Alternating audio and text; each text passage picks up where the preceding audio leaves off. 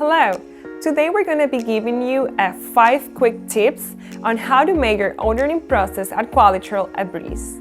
So if you have already a unit that you want to replace, there are some information on the gauges themselves that can help you make the ordering process way easier.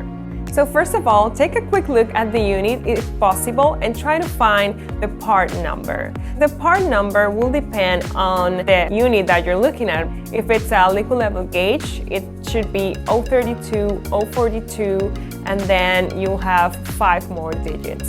It will depend on the unit, but just take a look and see if you can find that part number. So the second item that could help us get an order quicker to you will be the serial number.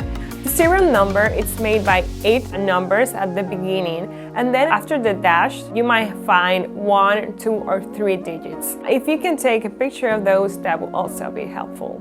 Okay, so if you were unable to find a part number or a serial number, something that can be helpful is the dial number.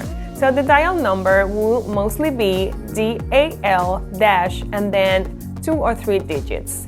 This is not always going to be an information that will take you to the exact unit that you need, but it's definitely going to help us get closer. So if you're not sure about the part number, serial number, or dial number on the unit, you can just take pictures of all the numbers that you can find on the gauge. Take a look at the front, at the side, and also inside the dial of the unit, behind the lens. This is where those numbers should always be. When you're taking pictures, just make sure that you are close enough that the numbers can be seen in the picture so we can determine what the unit that you need is. If none of the information mentioned before is available to you, you can fill out a configuration form, and this will depend on the type of unit that you have. And those are the top 5 things that you will need to know or have in order to make your ordering process really easy and pain-free.